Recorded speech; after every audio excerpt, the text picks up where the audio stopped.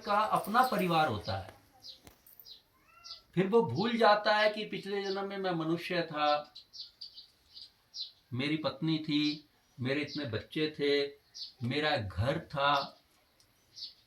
वो अपने घर के सामने जो नाली है उसमें बैठा रहे तो उसके घर वाले उसको पहचानेंगे भी नहीं, बोलेंगे ये कहाँ से आ गया, जबकि वो उर्जी के परिवार का पहले सदस्य था।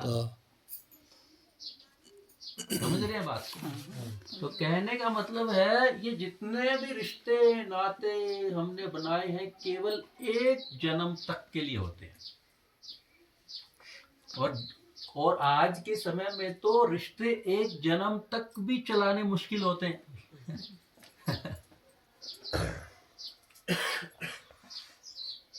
आज के समय में तो बाप बेटे का दुश्मन बन जाता है, बेटा बाप का दुश्मन बन जाता है, भाई भाई का दुश्मन बन जाता है। आज का समय तो ऐसा हो गया है। आप तो रोज सुनते होंगे, पढ़ते होंगे, देखते भी होंगे ऐसी चीजें।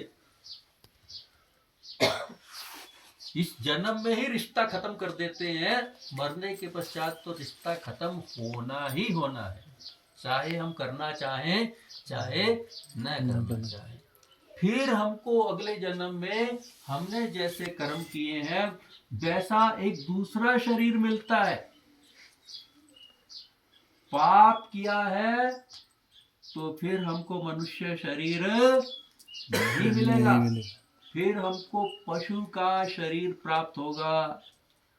बहुत ज्यादा पाप किए हैं तो पशु का शरीर भी नहीं मिलेगा, फिर पक्षी का शरीर मिलेगा। और ज्यादा पाप किए हैं तो पक्षी का शरीर भी नहीं मिलेगा, फिर हमको पेड़ पौधों का शरीर मिलेगा। इससे भी ज्यादा पाप किए हैं तो फिर हमको कोई शरीर नहीं मिलेगा, हमको नरक में भेजा जाएगा। तो जो व्यक्ति, जैसे अलग अलग प्रकार के नरक शास्त्रों में बताए गए हैं, जो व्यक्ति शराब पीता है उसके लिए नरक है, उसके लिए भी नरक है। उसको ऐसे नरक में भेजा जाता है जहां पे लोहा पिघलाकर उसको पिलाया जाता है। तूने मनुष्य जीवन प्राप्त करके ये दूषित, ये गंदी मदिरा का पान किया, अशुद्ध वस्तु का सेवन किया। अब हम तुमको यमदूत कहते हैं, जबरदस्ती उसको बोलते हैं हम तुझे लोहा पिघला कर पिलाएंगे।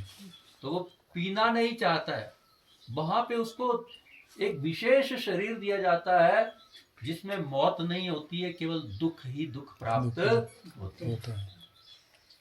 वहां पे उसको लोहा पिघलाकर, गरम लोहे को पिघलाकर उसको पिलाया जाता है। बोले ये पी तू।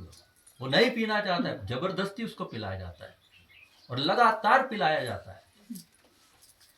वो तड़फता है तड़फता है तड़फता है। फिर यमदूत कहते हैं देख ये तूने ऐसा किया था ना, तूने पी थी उस समय, तुझे मना किया था लोगों ने लेकिन तू माना नहीं, जबरदस्ती करता रहा। तेरे घर वालों ने तुझे मना किया लेकिन तू नहीं माना, नहीं समझा, तू पीता रहा पीता रहा। अब तेरे को हम ये पिलाते हैं, पी अब। वो बहुत कान पकड़ता है कि क्षमा कर दो क्षमा कर दो। नहीं, ये यहाँ पे क्षमा नहीं होती है। यहाँ पे 10 लाख वर्ष तक, 50 लाख वर्ष तक, 1 करोड़ साल तक ऐसे ही पिलाते रहेंगे तुझको लोहा गरम। जो लोग मांस खाते हैं उनको कुंभी पाक नाम के नरक में भेजा जाता है। तूने जानवरों को पकाया, अब हम तुझे कड़ाही में उबालेंगे। उसको जिंदा कड़ाही के अंदर डाल दिया जाता है। एक साथ कई ऐसे बहुत सारे जो पापी हैं उनको एक साथ डाला जाता है और उनका तड़का वहां पे लगाया जाता है। वो चिल्लाता है जोर जोर से जोर जोर से जोर जोर से। अरे चिल्ला क्यों रहा है? तूने जब निर्दोष प्राणियों को पकाया, उनको मारा, उनको खाया, तब तुमने उनके दुख को नहीं समझा। अब तुझे कष्ट हो रहा है ना, उनको भी वैसा ही कष्ट हुआ था। तो ऐसे हम इस जीवन में, मनुष्य जीवन में अगर पाप करते हैं तो इस जन्म में भी दुखी रहते हैं। जो गलत काम करते हैं, शराब पीते हैं, मांस खाते हैं निर्दोष जानवरों का, वो इस जन्म में भी दुखी रहते हैं। कितनी सारी बीमारियों के शिकार हो जाते हैं। गुटखा खाते हैं, तंबाकू खाते हैं, गलत संगत में पड़ जाते हैं ऐसे लोग। शराबी की संगत कौन करना चाहेगा, जिसके मुंह से इतनी गंदी बदबू आती है, जहां भी जाएगा बदबू फैलाएगा। मांस में कितनी सारी बीमारियां लग जाती हैं लोगों को। तो मनुष्य जीवन जो है ऐसे दूषित कर्मों को करने के लिए नहीं है। ये मनुष्य जीवन आत्म साक्षात्कार के लिए है, आत्मा को समझने के लिए है, खुद को समझने के लिए है, न कि ऐसे पाप कर्मों को करने के लिए। खुद को समझना, फिर भगवान को समझना।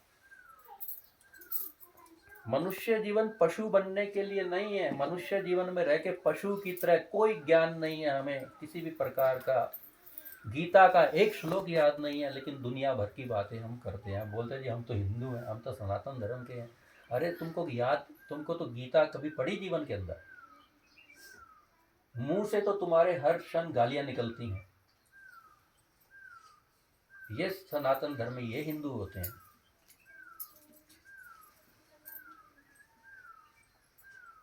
सारा दिन इधर की उधर की बातें करते हैं, ये हिंदू, ये सनातन धर्म होता है।